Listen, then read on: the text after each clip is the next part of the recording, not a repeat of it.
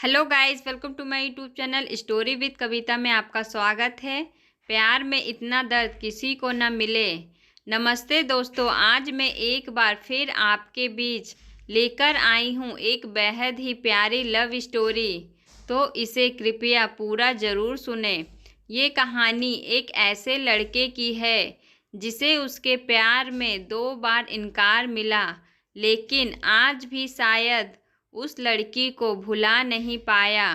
तो आइए इसे मैं और आप साथ में सुनते हैं और जानते हैं कि क्या है आदित्य और खुशी की सैड लव स्टोरी। आदित्य पढ़ने में थोड़ा एवरेज और लड़कियों के मामले में थोड़ा कच्चा था। उसकी मुलाकात 11th स्टैंडर्ड में खुशी से हुई।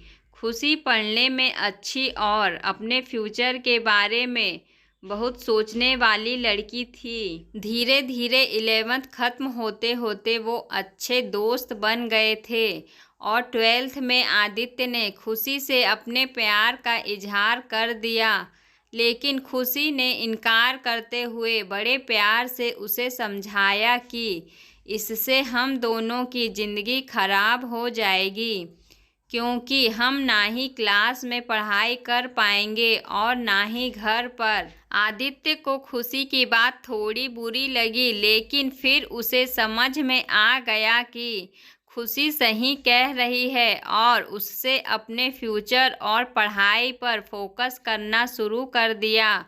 और अब आदित्य किसी भी लड़की से बात नहीं करता था, यहाँ तक कि खुशी से भी नहीं, क्योंकि उसे लगता था कि वो जब भी खुशी से बात करता है तब उसे अच्छा नहीं लगता था, क्योंकि कुछ दिन पहले तक खुशी उसकी क्रश थी और आज वो उसे रिजेक्ट कर चुकी थी।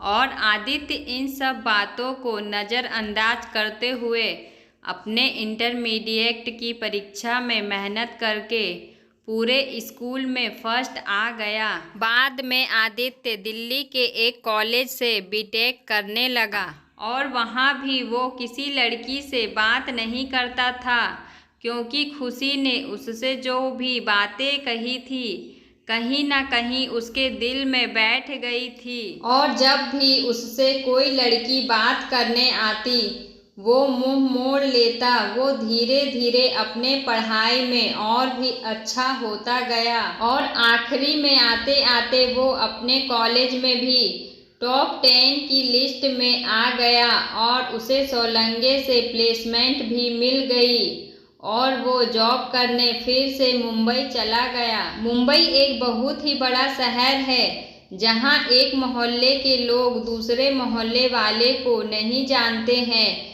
वहीं जब आदित्य ऑफिस गया तो उसे वहाँ खुशी दिखी, लेकिन अब खुशी के लिए उसके दिल में कोई जगह नहीं थी और इसलिए वो हर बार खुशी से छिपता रहता। इसलिए नहीं क्योंकि वो उससे नाराज़ था, बल्कि इसलिए क्योंकि वो फिर से खुशी की ज़िंदगी में नहीं आना चाहता था।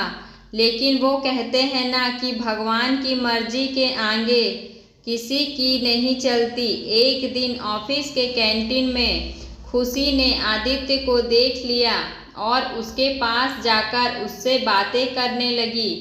आदित्य के पास भी खुशी से बात करने के अलावा और कोई विकल्प नहीं था। दोनों के दिल में पिछले 4 सालों से जो भी दर्द था उन्होंने एक दूसरे को बताया और खूब सारी बातें की। खुशी ने उससे बिछड़ने के बाद अपने सफ़र के बारे में बताया और आदित्य से उसके बारे में पूछा, जिसके बाद आदित्य को कहीं न कहीं लगने लगा था कि खुशी गलत नहीं थी और आदित्य को फिर से खुशी से प्यार हो जाता है। कुछ दिन बीतता है और दोनों की दोस्ती और भी गहरी हो जाती है और एक दिन अचानक आदित्य खुशी से बात करते करते उससे अपने प्यार का इजहार कर देता है, लेकिन खुशी फिर इनकार कर देती है। और जब आदित्य उससे इसकी वजह पूछता है तो वो बताती है कि उसकी शादी तय हो गई है और 1 महीने बाद वो ये जॉब छोड़ देगी। जब ये बात आदित्य को पता चली तो वो एक बार फिर टूट गया, जिसके बाद वो अपने आप को संभाल नहीं पाया और एक चिट्ठी खुशी के लिए छोड़ कर चला गया।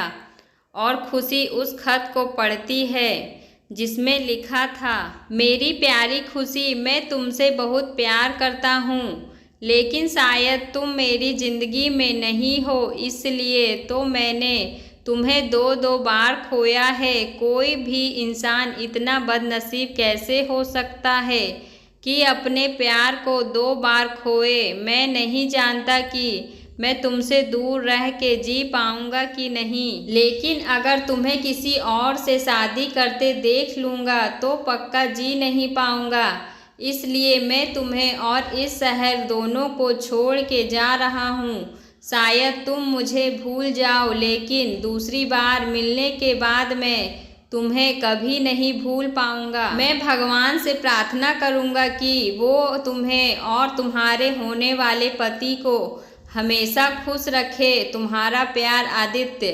खत पढ़ने के बाद खुशी रोने लगी और आदित्य को बहुत ढूंढा पर वो कहीं भी नहीं मिला।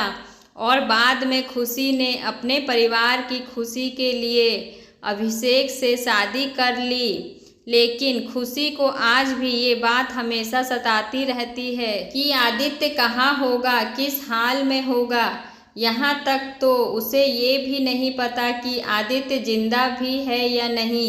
एक तरफ खुशी अंदर ही अंदर घुटती रहती है, लेकिन दूसरी तरफ वो एक परफेक्ट बहू, परफेक्ट पत्नी और परफेक्ट माँ भी है, जिसे उसके परिवार वाले हमेशा प्यार करते हैं और हमेशा प्यार करते रहेंगे। हमें ये तो नहीं पता कि खुशी ने 12th स्टैंडर्ड में या जॉब टाइम पर आदित्य को ठुकरा के गलत किया या सही, लेकिन आदित्य ने ये साबित कर दिया कि वो खुशी से सच्चा प्यार करता था।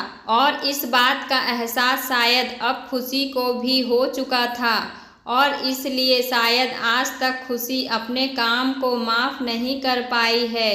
लेकिन मिल जाती अगर सभी को अपनी मोहब्बत में मंजिल, तो यकीनन रातों के अंधेरों में कोई दर्द भरी शायरी नहीं लिखता। इसी के साथ मैं आपसे विदा लेती हूँ। दोस्तों, कैसी लगी सैड लव स्टोरी कमेंट करके ज़रूर बताएं। अगर आपको ये कहानी ज़रा सी भी पसंद आई हो तो इसे ज़रूर शेयर करें और ऐसी ही कहानी मैं आपके बीच लेके आते रहूँगी। धन्यवाद।